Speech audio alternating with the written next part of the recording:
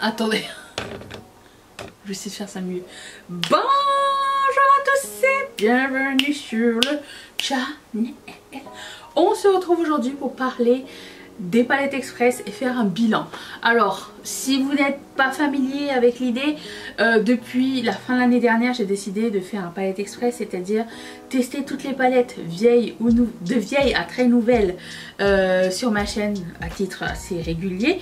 Nous sommes rendus à 75 palettes que j'avais jamais testées puisque j'aimerais terminer mes bacs de produits non utilisés c'est très long et fastidieux et ça me permet de retourner dans le passé et aussi d'utiliser les choses que vous avez déjà ou des choses que vous contempliez et vous donner un avis sur ces palettes là. Mais comme c'est express, je les ai utilisées qu'une seule fois et je vais vous dire mon ressenti sur ces palettes. Il y a une playlist à ce sujet qui s'appelle Palette Express. Si vous voulez tout voir, les 75 vidéos à ce jour, 75 c'est demain, c'est ça. C'est dans la barre d'infos, je ne vais pas m'étaler sur les sujets. Il y a même des palettes là-dedans, je me rappelle même plus de mon ressenti tellement ça fait genre, je fais ça tous les mois et j'ai déjà oublié. Donc un jour elles reviendront dans un palette express si tout va bien. Et je me referai un avis, voilà. Donc je commence par la mini de Colourpop qui s'appelle Set on Sapphire, qui ressemble à ceci. Et je pense qu'au début je voulais pas la garder et plus j'y pense et plus je me dis il y avait quelque chose de sympa il me semble dans cette palette là. J'aime bien les lumineux, je les trouve intéressants.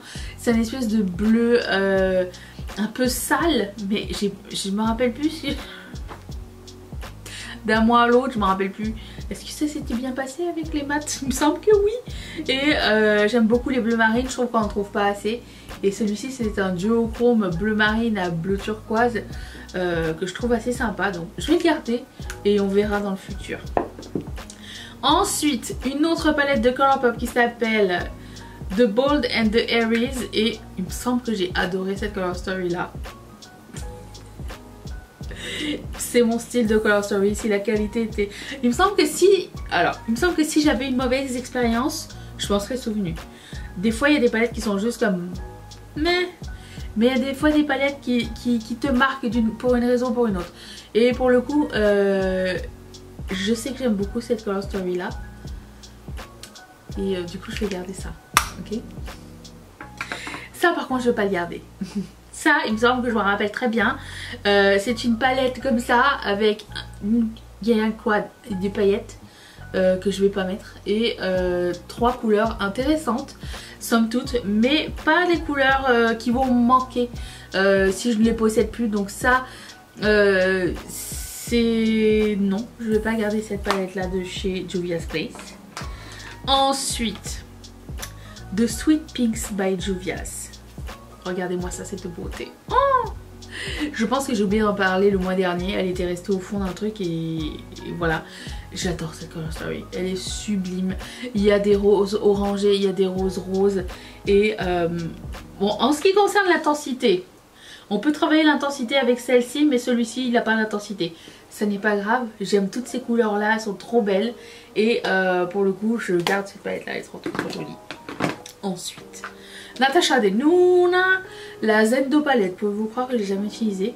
J'ai adoré utiliser cette palette là, je trouve qu'elle est sublime. Je pense qu'elle est faite pour toute l'année en plus. Vous avez des tons chauds pour l'été, des tons un petit peu automnaux, un peu de pastel pour le printemps, des tons festifs. Vraiment je l'aime vraiment beaucoup, donc ça je garde. L'idée de faire un palette express c'est d'épurer ma collection de palettes à très peu. Et à un moment donné quand je vais repasser si un jour ça arrive avant que je meure, si je repasse au travers de mes palettes, je vais pouvoir faire un tri encore plus pensé, je pense et j'espère. Donc c'est l'objectif, voilà. Mais quand on aime le maquillage, et vous allez me comprendre, quand on aime le maquillage on peut pas se dire ben j'ai déjà du bleu dans une palette donc je vais pas garder une autre palette avec du bleu. C'est pas comme ça que ça fonctionne. C'est pas dans les besoins que ça fonctionne. C'est dans les sentiments et dans l'amour de la couleur. Vous comprenez? Je sais que vous comprenez. J'ai aussi cette palette de Mauves by Juvia's et je ne pense pas que je vais la garder celle-ci. Juste parce que, juste à penser ce que j'ai sur les yeux, je me dis que ça va pallier à ça. C'est pas...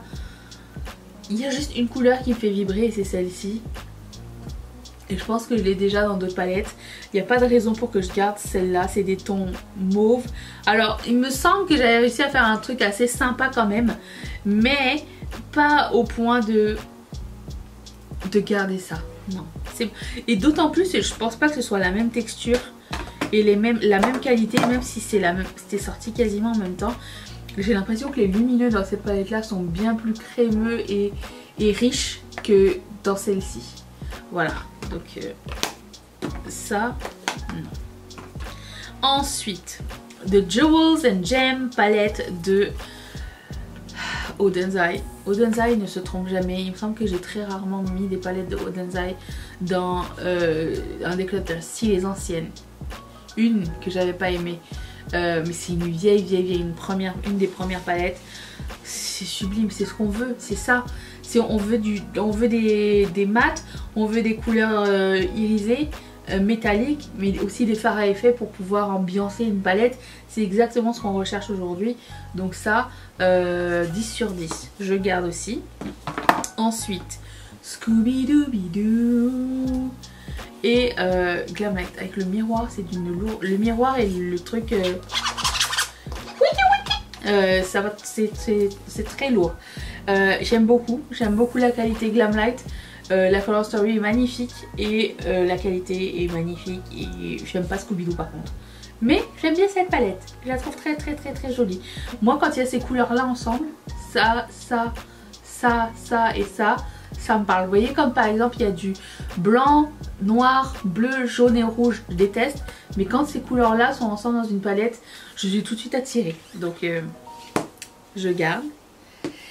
Wet n Wild. Alors j'ai su que c'était un cadeau de Anne-Marie. Je sais que c'est une bonne palette. Elle a vraiment bien fonctionné, sauf ce vert que j'aurais aimé qu'il soit d'une meilleure qualité. Mais j'ai déjà les Color Icon, il me semble. Comme je le dis encore, je sais plus où est-ce qu'ils sont. Je les ai déjà eu. Je sais pas. C'est une palette qui fait tout, qui n'existe plus. Je l'ai cherché, je l'ai pas trouvé. Je ne pense pas la garder. Anne-Marie m'a dit que c'était pas grave si je la gardais pas. Mais je pense que ça pourrait servir à quelqu'un qui se maquille tous les jours et qui n'a pas envie d'investir dans 14 palettes. Je trouve que c'est une bonne idée. La majorité des couleurs étaient vraiment de très bonne qualité. Wet n Wild, ils ont toujours fait des trucs assez sympas et pas cher du tout. Donc si tu marques, je recommande. Mais si je dois choisir avec ce genre de palette ou la Odenzai, je me tournerai vers la Odenzai pour une utilisation similaire. Vous voyez ce que je veux dire? Donc merci Anne-Marie. Il y a plein d'autres trucs qu'elle m'a offert Anne-Marie que j'ai gardé précieusement. Mais celui-ci, je vais faire aller la chaîne de la bienveillance et l'offrir à quelqu'un d'autre. Tombez pas, je voulais vous offrir, ok? Ok. Ensuite, j'ai essayé il n'y a pas longtemps la Menagerie Cosmetics Indigo Ink. C'est une beauté cette palette, je l'adore. Vous avez deux teintes un peu fluo, vous avez des bleus, des violets. Cette teinte là qui je ne sais pas ce qu'elle fout là. Peut-être pour mélanger avec ça, je ne sais pas. Et avec ça, ok, je sais pourquoi tu es là, c'est pour... Et donc voilà, je l'aime beaucoup, j'aime beaucoup cette marque, je trouve qu'ils font des trucs superbes. Et ça ne fait pas exception. Ensuite, j'ai une autre palette de Juvia's Place. Et j'ai beaucoup aimé cette Color Story là. Je trouvais qu'elle était assez polyvalente. Vous avez un brun, vous avez une couleur un peu tan, vous avez un corail et un rose. Et les lumineux vont avec toutes ces couleurs là. Franchement, je les trouvais très bien réalisés. Et moi qui ne suis pas mini palette, il me faut vraiment beaucoup de choses pour que ça reste. Et celle-ci, ben elle reste. Voilà, ça a été short and sweet. J'espère que cette vidéo vous a plu. Je me sépare donc de 3 palettes. 2 de Juvia's, une de chez Wet n Wild. Et j'essaye d'épurer et de garder le meilleur. J'essaye, ok. Je sais pas si je vais y arriver. L'intention y est. Dites-moi dans les commentaires si il y a des palettes de cette sélection que vous auriez gardé à la place de l'autre ou que vous seriez séparés et que vous avez. J'ai très hâte de savoir. Je vous fais d'énormes bisous. Je vous retrouve pour ce make-up demain et merci d'être resté avec moi.